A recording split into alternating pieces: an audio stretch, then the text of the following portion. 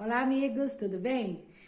Bom, hoje eu estava vendo uma série, né, na Netflix, que se chama Borgen, que é uma série que se passa, tem muito a ver com essa questão da política, da geopolítica e também dos mecanismos que são utilizados, né, dentro desse processo, né, econômico, social, político, cultural, né, no ambiente de poder. Né? Então, assim, vamos falar um pouquinho o que é poder. O que é poder para você? O que é poder para mim? Né?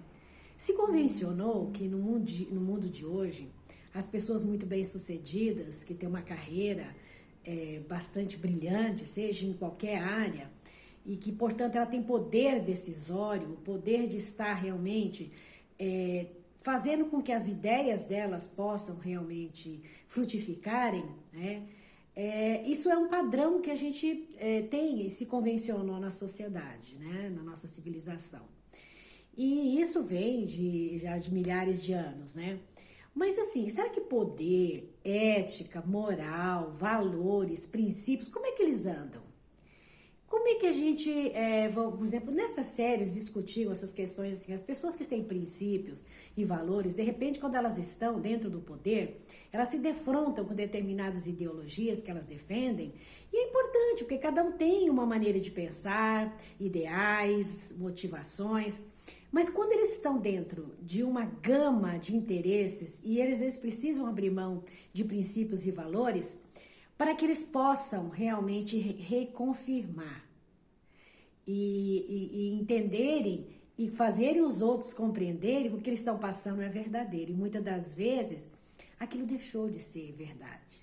Mas como eles precisam continuar dentro de um sistema, né, político, geopolítico, social, ideológico, financeiro, precisando ter essa fala coerente com o que eles realmente estão pregando, então começa-se todo um processo aí de conflito.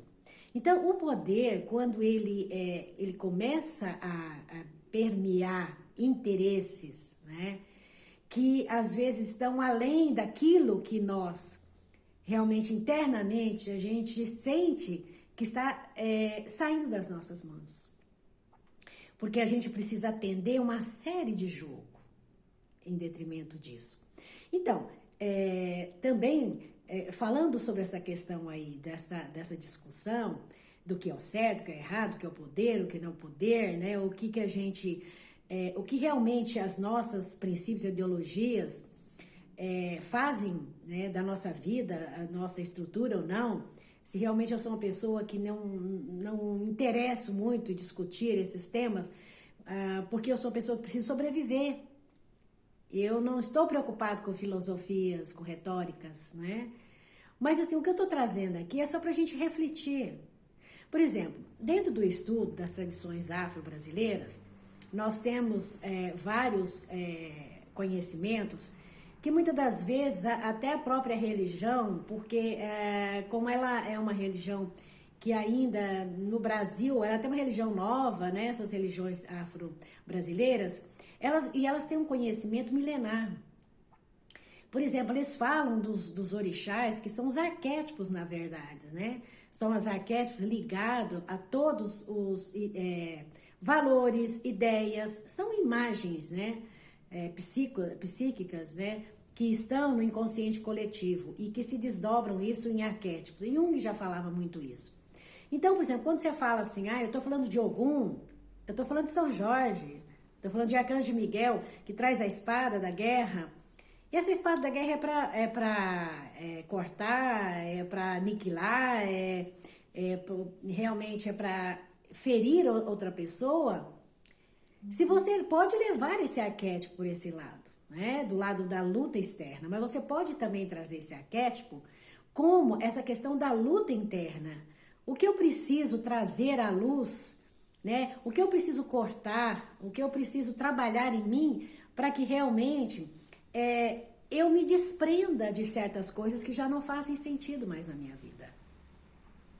Outro assunto que eu achei muito interessante, que eu vi também no Borgen, eles falando nesse seriado, que, por exemplo, estamos discutindo sobre a questão da prostituição, né? A prostituição, ela, em determinados tempos, eles entendiam que tinham que proibir a questão da legalização da prostituição, né? E aí houve-se um comentário muito grande e uma polêmica sobre isso, mas aí as pessoas disseram assim, mas escuta, e essa hipocrisia do tráfico de sexo, o tráfico sexual que acontece com crianças, né? Então, as pessoas, em vez de ir atrás de saber realmente o que está acontecendo, o porquê desse comércio do sexo, inclusive criminoso, né? Então, eles ficam preocupados com aquela profissional do sexo que está lá vendendo, né, o seu trabalho. E não julga, para nós, não nos cabe julgar se essa mulher é pecadora ou não. Como Jesus disse, né? Atire a primeira pedra. Então, assim, são contradições que a gente vê, assim, flagrantes. Então, você pega um arquétipo, por exemplo, da pecadora, daquela que vai vender o seu corpo, entre aspas, né? Para ter um benefício, para poder ganhar dinheiro com isso. Então você rotula aquela pessoa de pecadora e ela é proscrita na sociedade. Então, e de repente você sabe que na sua própria vizinhança, ou você conhece pessoas, ou as pessoas estão fazendo denúncias sérias com relações a sequestro, tráfico de crianças, de mulheres, né, venda, né, dessas pessoas, de órgãos, inclusive, tráfico de órgãos. Então, assim, é muito complexo o nosso sistema que realmente lida com essa coisa do que é politicamente certo, do que é politicamente correto.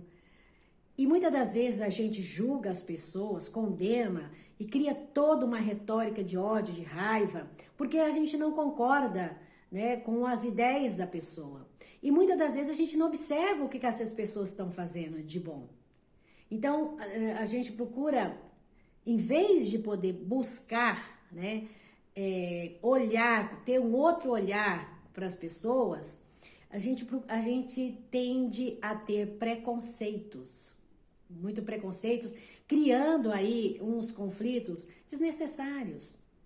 Então, com essa reflexão, eu quis trazer o seguinte: muitas das vezes a gente condena as pessoas, muitas das vezes a gente julga. Não, e é lógico que é importante que a gente faça esse discernimento, o que é bom para mim, o que não é bom para mim, né?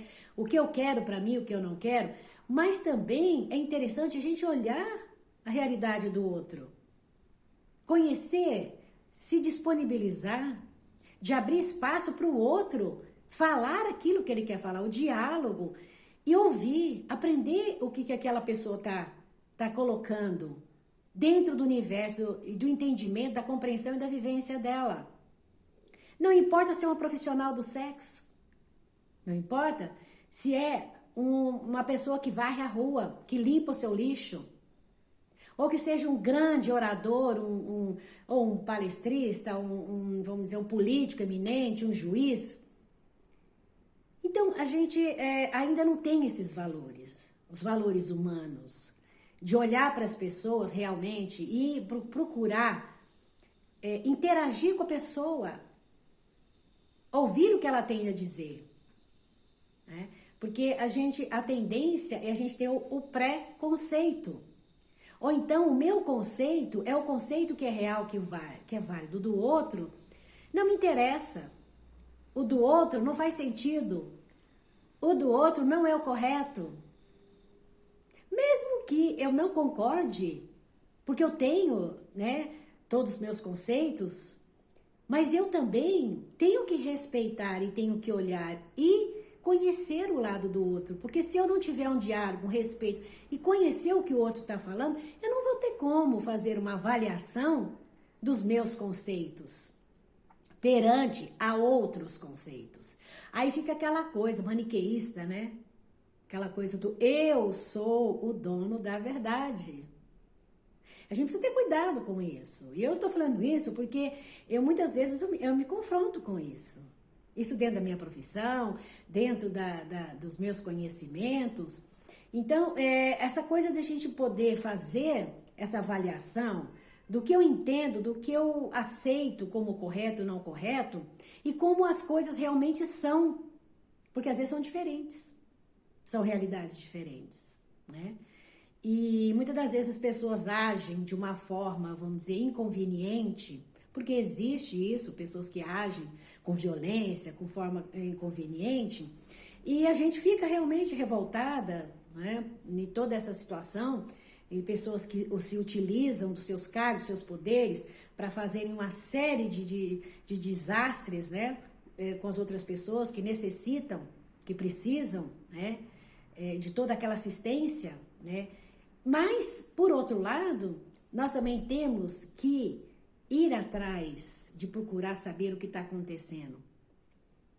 E realmente ter um diálogo. Hoje uma amiga minha estava me colocando, gente, a gente fica tão manipulado, condicionado pelo que os outros falam, do que uma mídia fala, do que as outras pessoas estão discorrendo sobre determinadas coisas, que a gente nem vai atrás procurar saber o que é.